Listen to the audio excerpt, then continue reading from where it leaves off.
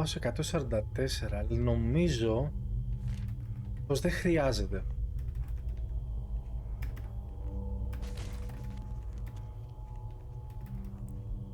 Μπορούμε να το ρίξουμε σήμερα κάτω από 1 και 12. Κάτω από 1 και 10 βασικά. Θα είναι τρελό time, πιστεύω.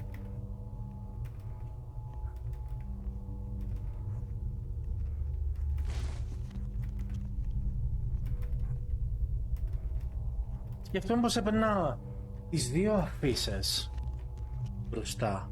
Πάω για δοκιμές Fog. Έπαιρνα τις δύο αφίσες.